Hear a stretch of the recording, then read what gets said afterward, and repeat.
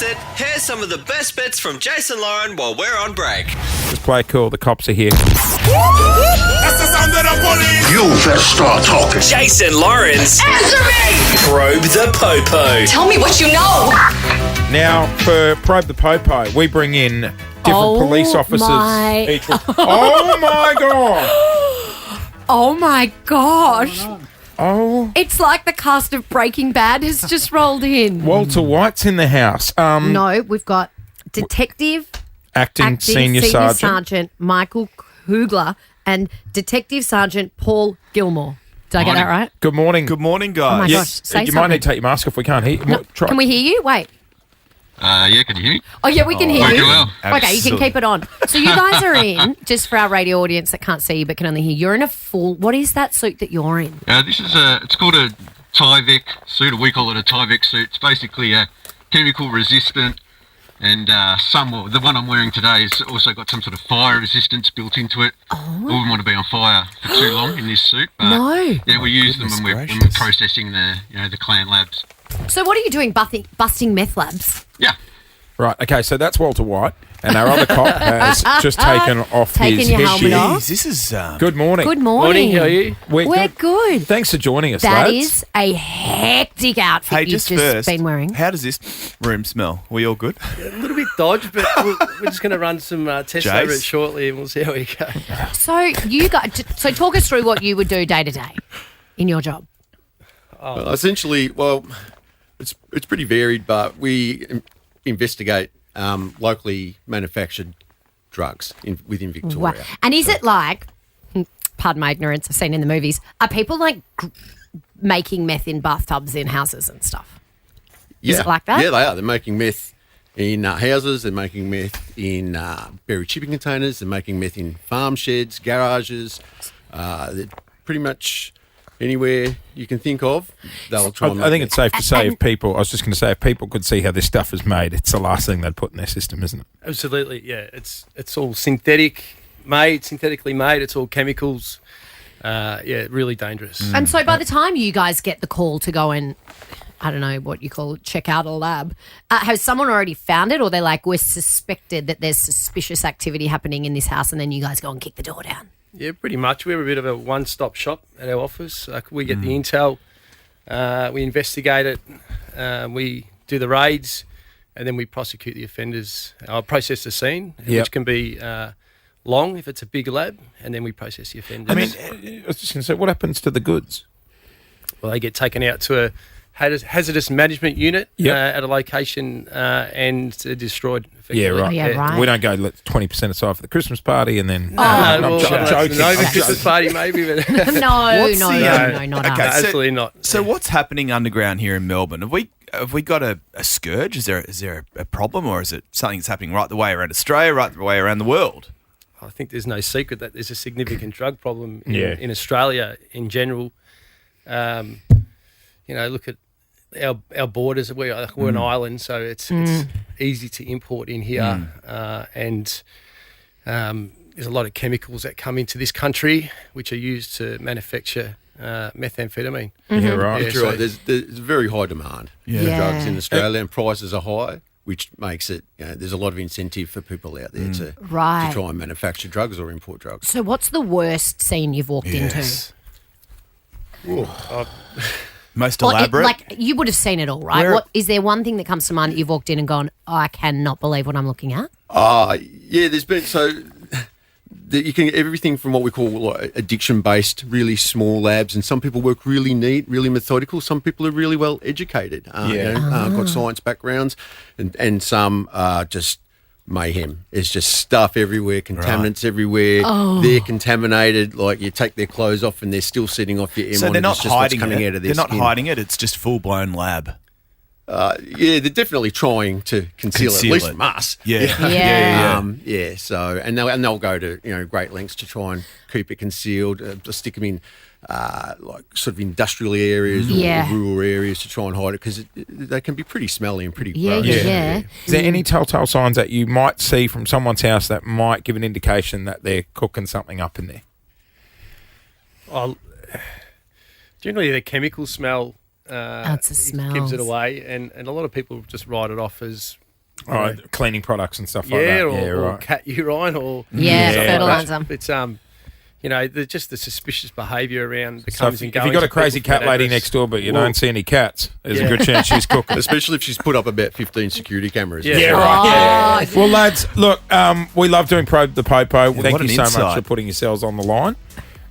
It's a massive job. This looks fun. That suit looks fun. Yeah.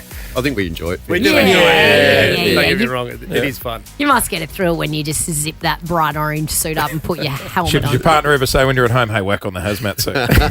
Funnily enough, that's never happened. Cut some matches. I will now, though. Yeah. You guys love a good steak night? What sort of steak would you go to? Steak? Well, I'm normally a Scotch fillet guy, but yesterday I was at on the weekend, Urban Alley in Chatty, and I went to Porterhouse. I love a porterhouse. It's bloody good. Porterhouse peppercorn sauce medium. I'm an eye Really? fillet, babe.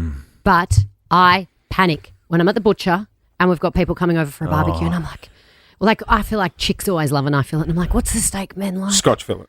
Or a big ribeye with the bone. Yeah. Ribeyes, which it's a Is Scotch. a ribeye the one then you slice up and everyone shares? Yeah, but Because tomahawk. it's huge. Oh, The tomahawk. problem with that is that the bone takes away so much of the succulent meat. No, Like, but as the in- bone adds flavour. Oh. What I hate is when they go, okay, here comes your 600 gram steak, and then they put it down. I'm like, that's a 500 gram bone. Exactly, that's what I'm saying. Yeah. Like, it's just... Yeah, I don't like meat on a bone. It makes me feel too much like I'm eating an animal. I just prefer the fillet. Get the bone away. You know, it's just a mental thing. You know, okay. Don't ruin it for her. Don't ruin it for me. Ruin it for her. Why would you do that? Sorry. Hey, where's your favourite steak?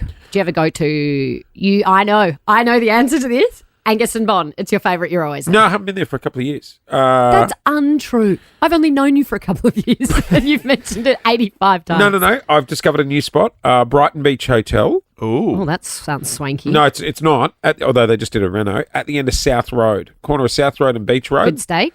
It was a bloody ripping steak. Clint, do you ever go to? I do. I'm just trying to find the name of it. Marble. Marbl. Oh, you've told me about in that. Paran. Very, very Is it good. really very good? strong. Very strong steak. Not a strong steak, just a nice steak, but a strong Sounds restaurant. tough. Is it tough? You know what It's I don't lovely. like? When they're like, here's the steak. That'll be $40. Oh, sorry. You wanted some sides? Well, they're $9 extra. no. That shit. It's not Those cheap. beans always cost $13 Oh. or $14. I know, but you can't just get the steak without the Crunchy beans. all the Or sides, the broccolini. the broccolini, the potatoes, and then some of them have macaroni and cheese. Oh, stop it. Got to get those sides in. Is there a reason we're talking Yeah, about there is. It's because here in Melbourne, there is a restaurant which none of us have mentioned, which has just been voted one of the world's best. The world's best? Not the world's, one of the world's best steak restaurants.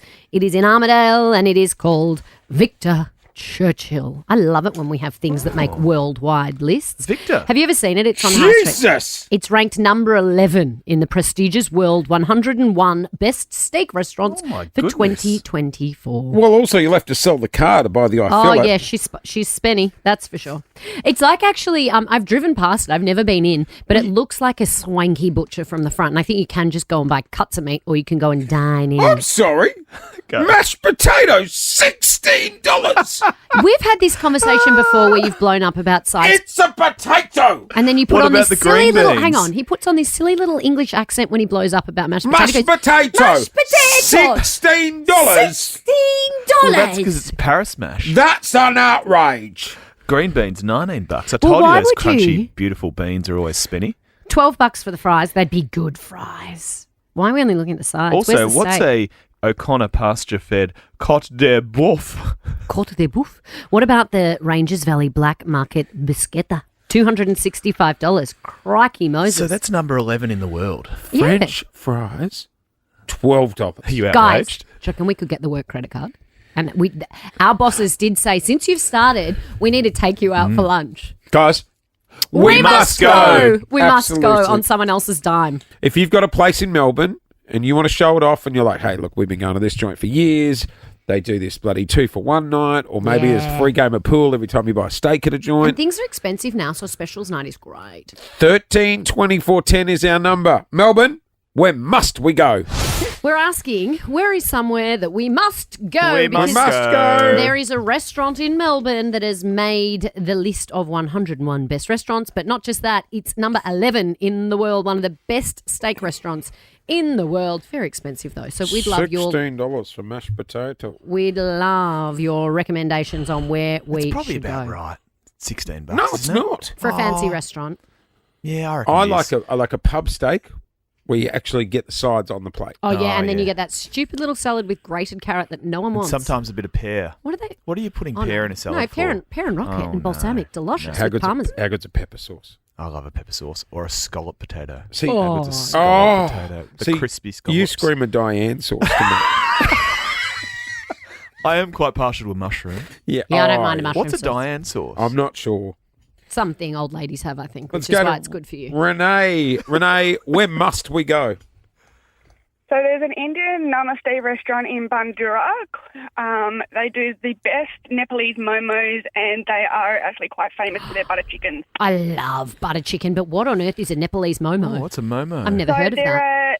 They're actually they're a dumpling. They're steamed. They come in chicken or they come vegetarian. Okay, we're going to need more info, Is Renee. it a What's the place called? Curry-style It's called- dumpling? Sorry, what was Is it that? a curry-style dumpling? No, it's actually just like chicken mince or like fresh chicken in there, sorry. and they've got some grated vegetables in there as well. There you Yeah, go. right. Nepalese momo. What's it called in? It's called Namaste Restaurant. Namaste. It's on McLean Road. Do you want to go, Jace? Namaste.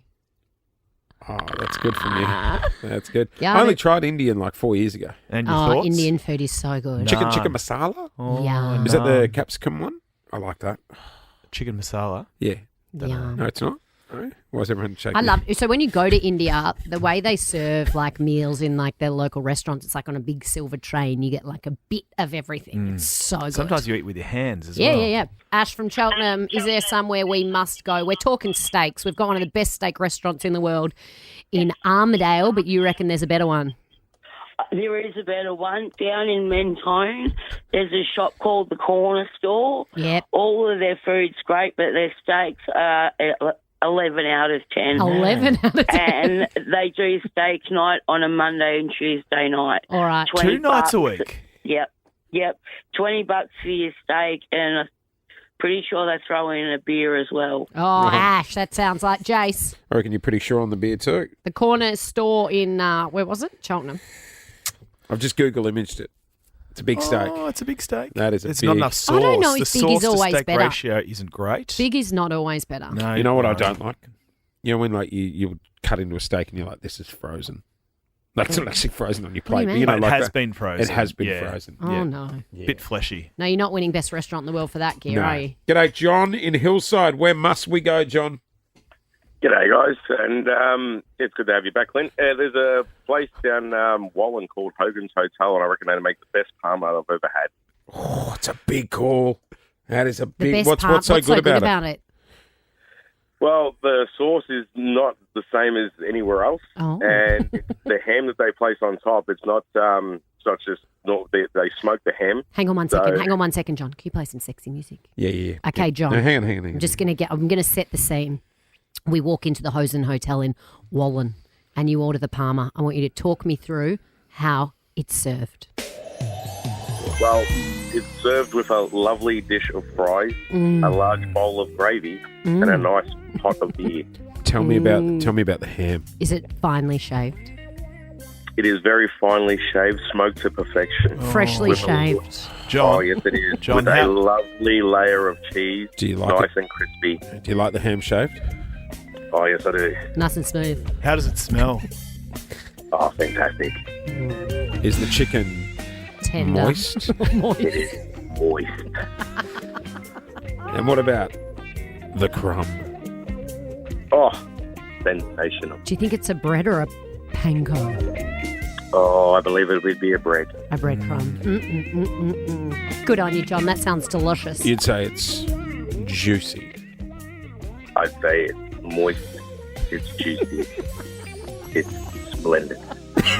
Splendid. They need to put that on an ad, John. Splendid ain't a sexy word, but I'm there. Gonna be a good day. Jason Lauren. Jason Lauren. Wake up feeling good. On Nova 100. Jase and Lauren. Follow them on socials.